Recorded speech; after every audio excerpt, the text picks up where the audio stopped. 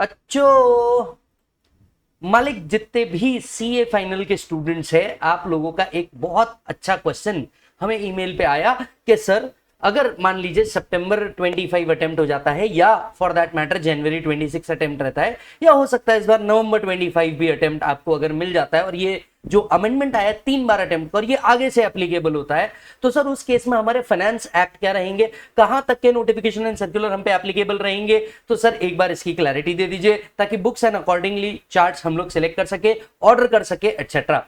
तो ये वीडियो आपको पूरा डिटेल बताएगा कि आपका कौन से अटेम्प्ट के हिसाब से आपके कौन से फाइनेंस एक्ट, कहां तक के नोटिफिकेशन सर्कुलर्स एंड कौन सी बुक्स आपके एप्लीकेबल होगी। अगर आपको रेलेवेंट लगे तो अपने दोस्तों को भी भेज दीजिएगा, उनका भी भला हो जाए। सबसे पहले बात कर लेते हैं May 25। देखो लॉजिकली इनके लिए तो कोई चेंजेस नहीं है। जो बच्चे नवंबर 24 से May 25 में आए हैं, आपका सबसे पहले तो फाइनेंस एक्ट चेंज हुआ है। तो आपका फाइनेंस एक्ट जो है दोस्त, वो हो गया है आपका finance act 2024 which is applicable to 25।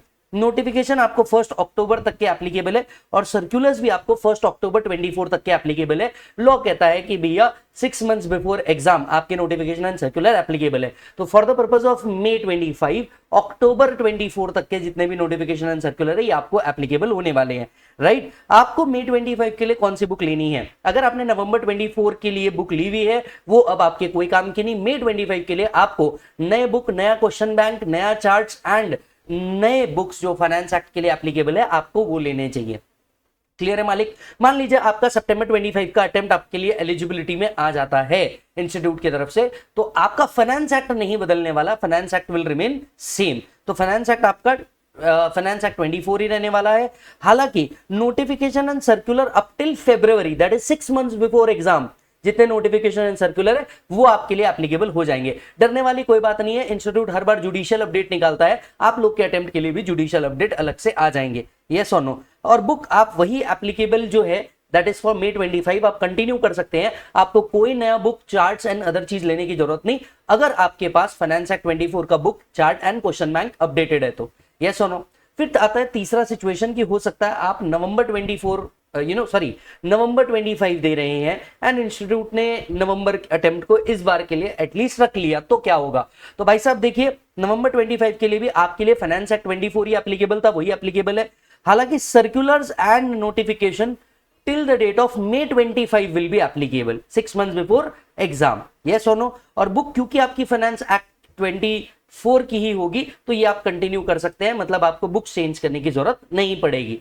अब आते हैं जनवरी 26 में अगर आपका अटेम्प्ट आ जाता है सीए फाइनल का, तो आपके साथ क्या होगा? देखिए, अगर जनवरी 26 में आ जाता है तो बहुत सारे बच्चों को ये लग रहा है कि यार फाइनेंस एक्ट मेरा चेंज हो जाएगा क्या? नहीं भाई साहब, कोई डरने की बात नहीं है। जनवरी 26 के लिए भी आपका जो फाइनेंस एक्ट है वो फाइनेंस एक्ट 24 ही रहने वाला है, ये चेंज नहीं होने वाला। Are you getting the point? It is for the purpose of May 26 जो फाइनेंस एक्ट चेंज होगा, राइट। जनवरी 26 के लिए आपका फाइनेंस एक्ट वही रहने वाला है, फाइनेंस एक्ट 2024। हालांकि notification and circular till July 25 will be applicable, that is 6 months before exam are applicable. And as far as books, charts and question bank is concerned, आपने जो May 25 के लिए लिया हुआ है वही आपके जनवरी 26 के लिए भी यूज हो जाएगा। यानी ऑल इन ऑल मोटे मोटे तौर पे देखें तो May 25 से लेके जनवरी 26 जहां पे भी आपका सीए फाइनल का अटेम्प्ट आने वाला है, आपको बुक्स एक ही बार लेनी है और ये चारों अटेम्प्ट के लिए बुक्स कंटिन्यू हो जाएंगी।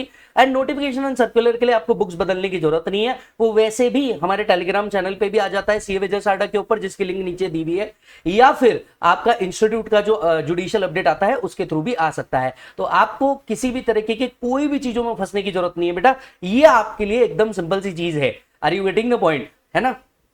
तो ये एक चार्ट आप याद रख लीजिए, इस चार्ट का एक फोटो मैं अपने टेलीग्राम चैनल पे भी डाल रहा हूं, आप वो अपने पास सेव करके रख लीजिए और अपने दोस्तों को क्या कर दीजिए, कंटिन्यू कर दीजिए। बस इतना आपको करना है। डायरेक्ट टैक्स का प्रिपरेशन बहुत अच्छे से करना है। चार्ट रिविजन्स हम लोगों ने अपलोड कर दिए हैं, वो आप लोगों ने अभी तक देखे नहीं होंगे, तो भाई साहब प्लीज देख लीजिए एंड क्वेश्चन बैंक से प्रैक्टिस करना चालू कर दीजिए। यस, ये मैसेज अपने सारे दोस्तों तक के पहुंचा दीजिएगा, it will help them a lot. Yes मालिक, थैंक यू सो मच।